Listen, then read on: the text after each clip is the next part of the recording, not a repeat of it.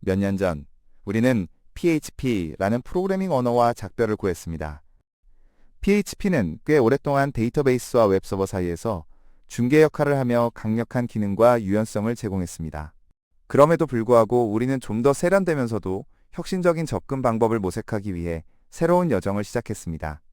그러나 현재에 이르러서 우리는 다시금 PHP가 차지하고 있었던 그 자리로 돌아갔고 다양한 복잡한 기술을 구현해 나가는 아이러니한 상황에 직면했습니다. 이런 상황을 해결하지 않고서는 앞으로 나아가기 어렵게 느껴지기 시작했습니다. 그렇다면 왜 우리는 이렇게 복잡한 과정을 통해 다시 PHP를 재구축하고 있는 것입니까? 무엇이 우리를 이 복잡한 여정으로 이끌었는지 깊이 생각해 볼 필요가 있습니다. 구식 웹 개발자에게 PHP에 대해 물어보면 대체로 두 가지 반응으로 나뉠 것입니다. 한쪽은 과거의 향수를 느끼며 따뜻한 미소를 지을 것이고 다른 쪽은 그 시절의 복잡함을 떠올리며 찡긋거릴 것입니다. 그리고 이들은 거의 항상 같은 이야기를 반복할 것입니다. 한때는 단순히 서버에 PHP 파일을 올리기만 하면 모든 것이 해결되던 시절이 있었던 것을, 당시에는 복잡한 빌드 단계나 클라이언트 측 하이드레이션 같은 과정을 거칠 필요 없이 서버에서 직접 HTML을 생성하는 것으로 충분했습니다. 전통적인 웹 개발 방식을 경험해본 개발자와 이야기를 나누면 그들은 필연적으로 그 시절의 기억을 되새기게 됩니다. 그 시절에는 웹 개발에 필요한 복잡한 도구나 언어가 필요하지 않았고 우리는 단순히 서버에서 생성된 HTML 파일을 제공하는 것으로 간단히 일 처리를 했으며 그 과정이 손쉽고 직관적이었습니다. 빌드 단계는 존재하지 않았고 클라이언트 사이드 하이드레이션이나 API 조정 없이도 모든 것이 자연스럽게 작동했습니다. 시간이 흐른 지금 우리는 서버 사이드 렌더링을 혁신적인 개념으로 받아들이며 여기에 많은 관심을 쏟고 있습니다. 하지만 현대 SSR, 서버 사이드 렌더링 스택을 면밀히 살펴보면 우리는 과연 PHP를 더 많은 절차와 복잡성을 가진 추가 단계와 함께 재구축하고 있는 것이 아닌지 의구심이 드는 것은 부인할 수 없는 사실입니다. 이 모든 변화가 정말로 필요한 것인지 아니면 우리가 과거의 방식에서 도망치기 위해 스스로 만든 장애물인지 다시 한번 돌아보아야 합니다.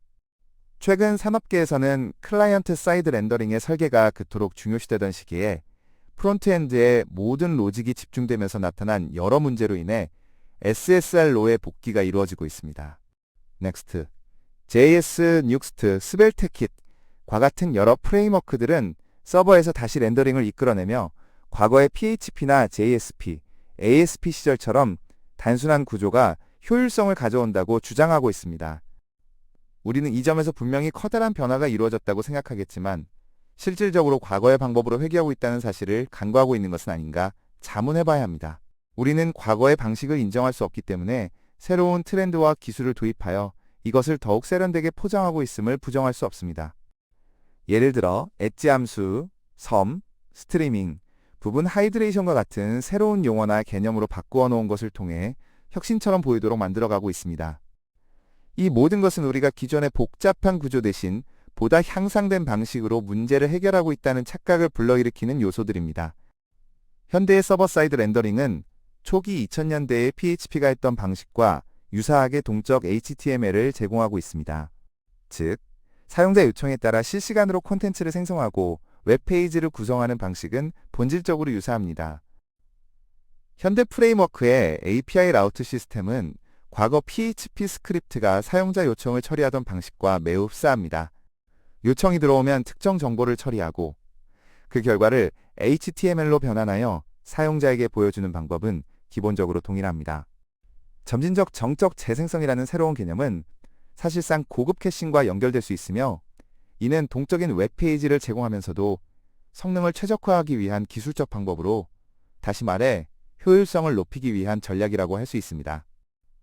비록 컴포넌트 기반 렌더링이 새로운 개념처럼 느껴지지만 실제로는 템플릿 엔진이 예전에 유사한 역할을 수행해왔음을 쉽게 찾을 수 있습니다.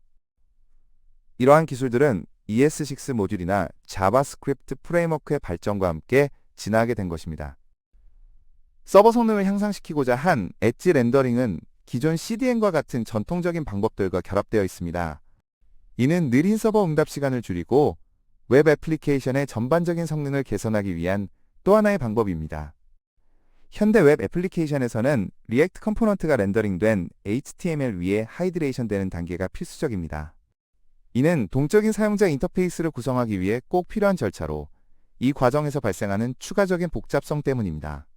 이제는 빌드 단계의 로더, 클라이언트와 서버 간의 조정이 필수이며 여기에 더해 수많은 노드, JS 프로세스가 백그라운드에서 작동해야 하는 현실에 직면했습니다. 이전의 PHP는 이러한 복잡한 절차 없이 단순하게 작동했기 때문에 이러한 변화는 분명히 개발 과정을 더욱 어렵게 만든 측면이 있습니다. 웹 개발은 그 순환성을 가지고 있습니다. 우리는 SSR에서 CSR, Client Side Rendering로 넘어갔고 그러한 과정에서 발생한 여러 단점들 덕분에 결국 다시 SSR로 회귀하는 아이러니한 상황을 맞이하게 되었습니다. 이러한 발전 과정 속에서 우리는 발전적인 선택을 하려고 하지만 실질적으로는 동일한 길을 되풀이하고 있습니다. 우리는 또한 단순하고 검증된 솔루션을 사용하는 대신 현대의 도구를 활용하여 이를 재발명하고 있습니다. JSON 기반의 API와 같은 현대적인 요소들을 추가하며 진전을 이루었다고 스스로 합리화하고 있지만 그 실체는 오히려 복잡성을 증가시키는 결과를 낳고 있습니다. 결국 웹 개발은 주기적인 특성을 지닙니다. 우리는 시간의 흐름에 따라 새로운 반복이나 혁신이라고 믿지만 그 과정에서 과거에 존재했던 방법들이 화려하게 변모했을 뿐임을 간과하곤 합니다. 역사로부터 배워야 할 교훈이 분명히 있음을 깨닫지 못하고 있습니다. 결론적으로 서버 사이드 렌더링의 회귀는 새로운 것이 아닙니다. 오히려 우리가 처음에 왜 그 방식이 효과적이었는지를 다시 떠올리게 되었기 때문입니다. 과거 PHP가 지닌 장점들이 다시금 유효함을 인정해야 하는 순간이 우리에게 다가온 것입니다.